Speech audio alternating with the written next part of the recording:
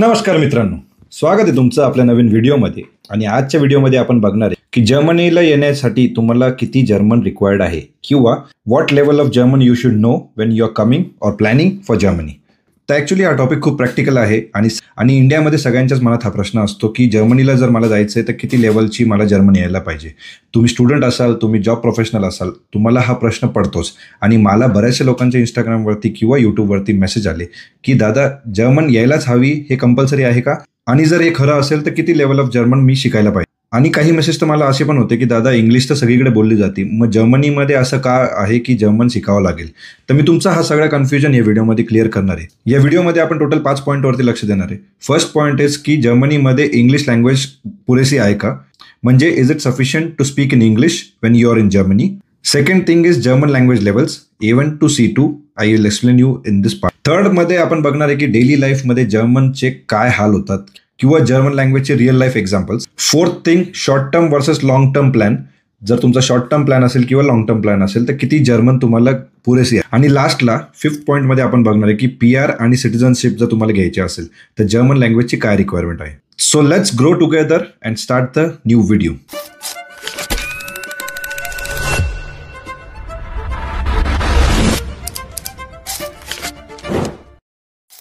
सगळ्यात पहिला प्रश्न जो तुमच्या मनामध्ये यायला पाहिजे की जर्मनीमध्ये जर तुम्ही जाताय तर तुम्ही किती दिवसासाठी जाताय, म्हणजे तुमचा काय प्लॅन आहे. तुम्ही स्टुडंटसाठी जाताय, तुम्ही लॉंग टर्मसाठी जाताय, शॉर्ट टर्मसाठी जाताय, किंवा लेट्स से तुम्हाला फक्त 1 वीक जायचं आहे जर्मनीला.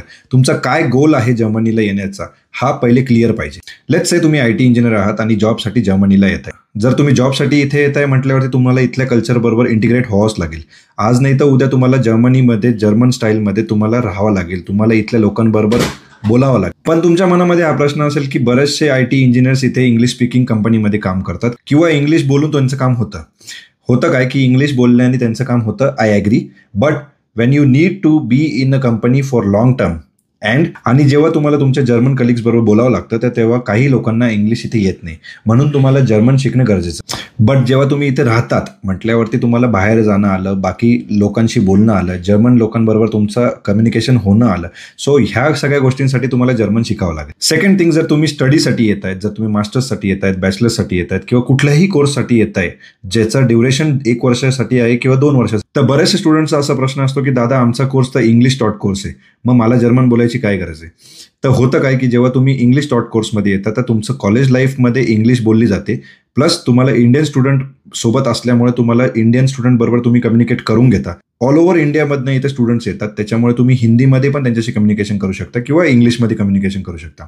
बट जेव्हा तुम्ही एज्युकेशन करत असतात तेव्हा तुम्ही ऐकलं असेल की इथे तुम्हाला पार्ट टाईमची ऑपॉर्च्युनिटी असते तुमचं इथला एक्सपेन्सेस मॅनेज करण्यासाठी. होतं काय की जेव्हा तुम्ही पार्ट टाईम किंवा वर्क स्टुडंटसाठी जातात तेव्हा तुम्हाला जर जर्मन लँग्वेज नाही आली तर तुम्हाला जॉब भेटत नाही आणि तुमचा इथला जो खर्च असतो तो तुम्हाला बेअर करावा लागतो. सो बिकॉज ऑफ दॅट मी म्हणेल की तुम्ही जर्मन लँग्वेज तिकडे शिकून या जेव्हा तुम्ही स्टुडंटसाठी प्लॅन, सो दॅट तुमची जी डेली लाईफ आहे इथे स्टुडंटची ती इझी होईल आणि तुम्हाला डे टू डे लाईफमध्ये जर्मन यूज करण्याची सवय पडेल. थर्ड इम्पॉर्टंट थिंग, जर तुम्ही फॅमिली घेऊन इकडे येत आहे जॉबसाठी आणि इथेच परमनंट राहण्याचा विचार करताय, जर तुम्ही लॉंग टर्मसाठी जर इथे प्लॅन करत असाल तो जर्मन के बिना तुम्हारी दाल यहाँ पे नहीं गलने वाली. जर्मन शिकणं इथे अनअवॉइडेबल आहे, असं समजून घ्या की तुम्हाला जर्मन शिवाय इथे राहणं शक्य नाही. So please try and learn German.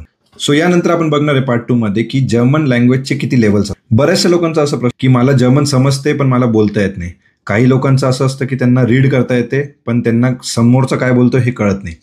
त्यानंतर बरेचसे असे कन्फ्युजन असतात. सो विषय काय आहे की जर्मन लँग्वेजचे A1 पासून C2 लेवलपर्यंत जर्मन लँग्वेजचे कोर्स अवेलेबल असतात आणि A1 A2 B1 B2 C1 C2 जर कोर्स तुम्ही केला असेल, A1 पासून C2 पर्यंत जर तुम्ही कोर्स कम्प्लीट केला असेल तर तुम्ही जर्मन बोलण्यामध्ये फ्लुएंट हो. A1 आणि A2 जर तुम्ही केलेला असेल तर तुमचं बेसिक सर्वायवल इथलं हो. जसे की तुम्ही कोणाशी बोलताना तुम्ही त्याला जर्मनमध्ये हॅलो म्हणू शकता. कुठे जायचंय, काय करायचंय, ह्या सगळ्या प्रश्न जर बेसिक प्रश्न असतात ते तुम्ही त्यांना विचारू. यानंतर जर तुम्ही शॉपिंगला गेले, जसं की ग्रॉसरीमध्ये गेले, मिल्क घ्यायला गेले किंवा कुठल्याही रेल्वे शॉपमध्ये लिडलमध्ये जर गेले तर तिथलं जे बेसिक कम्युनिकेशन असतं ते तुम्ही A1 ते A2 मध्ये कव्हर करू शकता. If you have completed B1 and B2 then work proficiency याला म्हणता येईल. म्हणजे काय की तुम्ही कम्फर्टेबली तुमच्या वर्किंग प्लेसमध्ये जर्मन बोलू शकतात आणि तुमच्या सोसायटीमध्ये म्हणजे तुम्ही जिथे राहतात त्याच्या आजूबाजूला जे तुमचं कम्युनिकेशन असेल नेटिव्ह जर्मन बरोबर ते तुम्ही बोलू शकता.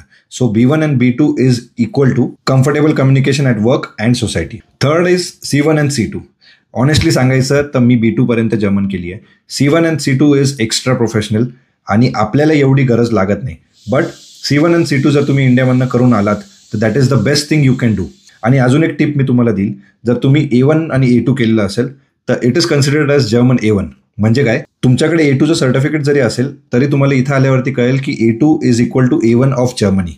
मी तुम्हाला साधं उदाहरण देतो. जसं आपण मराठी बोलतो, आपल्या महाराष्ट्रामध्ये आपण सगळीकडे मराठीच बोलतो. बट जेव्हा बाहेरून कोणीतरी येतं आणि त्याच्याशी आपण मराठी बोलतो, त्याला आपली लँग्वेज फास्ट वाटते किंवा आपल्या डायलेक्टमुळे त्याला कन्फ्युजन होते.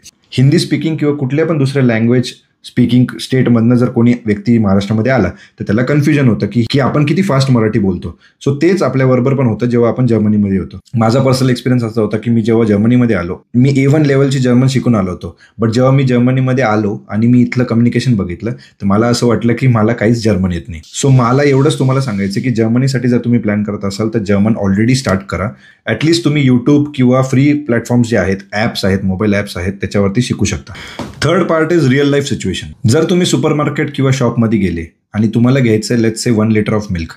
जेव्हा तुम्ही शॉपिंग करायला जातात तुम्हाला माहीत नसतं की वस्तू कुठे ठेवलेली आहे, किंवा तुम्ही जेव्हा बिलिंग काउंटरवरती जातात तर किती बिल झालंय, काय झालंय, तर तो समोरचा जो व्यक्ती असतो तो तुमच्याशी जर्मनमध्येच बोलतो. तो इंग्लिशमध्ये तुमच्याशी बोलणार नाही. तुमचं नशीब जर चांगलं असेल तर तो तुमच्याशी इंग्लिशमध्ये बोलेल. I know it's only 1 time job, but grocery घ्यायला आपल्याला रोज जावं लागतं. सो हा एक इनिशियल फेजचा स्ट्रगल असतो.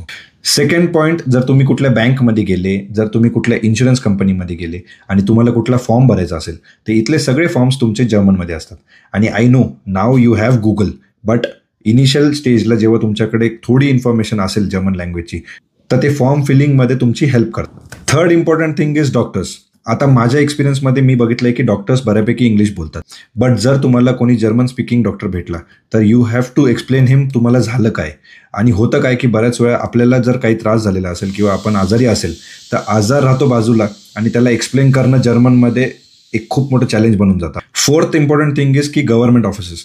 जर गव्हर्नमेंट ऑफिसेसमध्ये तुम्ही गेला आणि तुम्हाला जर जर्मन स्पीकिंग कलिग नाही भेटलं तिथे तर तुम्हाला खूप प्रॉब्लेम फेस करावा लागतो. म्हणून इंग्लिशमध्ये सुरुवातीला मॅनेज होतं, बट जर्मन जर तुम्हाला येत नसेल तर लॉंग टर्म फ्रस्ट्रेशन इथे तुम्हाला येऊ शकतं. आता सगळ्यात इम्पॉर्टंट क्वेश्चन तुमचा जो असेल की किती जर्मन आम्हाला यायला पाहिजे, तर याचा शॉर्ट आन्सर मी तुम्हाला सांगतो. जर तुम्ही शॉर्ट टर्मसाठी जर्मनीला येत आहे तर A1 आणि A2 लेवलची जर्मन तुम्हाला सफिशियंट आहे, बिकॉज तुम्हाला रिटर्न जर्मनीवरनं इंडियाला जायचं आहे. जर तुमचा लॉंग टर्मचा गोल असेल 5 to 7 years तर आय वुड से की तुम्ही B1 पर्यंत जर्मन शिकून घ्या.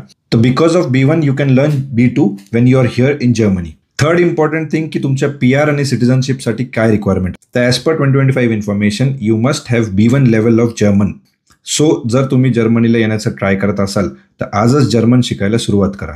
आणि एक गोष्ट लक्षात ठेवा, तर जर्मन शिकणं म्हणजे कल्चर, सोसायटी आणि इथल्या जॉब मार्केटसोबत इंटिग्रेट होणं. तर तुम्हाला जर वाटत असेल की तुमचा जर्मनीचा स्टे फ्रुटफुल व्हावा तर प्लीज जर्मन लँग्वेज शिकून घ्या. आणि तुमचा फ्रेंड जो इथे येण्याचा प्लॅन करत असेल आणि त्याला डाऊट असेल की किती लेवल ऑफ जर्मन मी शिकायला पाहिजे तर त्याच्याबरोबर हा व्हिडिओ नक्की शेअर करा. लास्टला मी एवढंच सांगेल, जेवढी जास्त तुम्ही जर्मन शिकाल तेवढी तुमची लाईफ जर्मनीमध्ये स्मूथ होईल. जर या व्हिडिओमुळे तुम्हाला काही जरी हेल्प झाली असेल आणि तुम्हाला काही जरी हेल्प लागली तर मला प्लीज कमेंट सेक्शनमध्ये रीच आउट करा. आपण भेटूया पुढच्या व्हिडिओमध्ये. तोपर्यंत काळजी घ्या अँड जय महाराष्ट्र.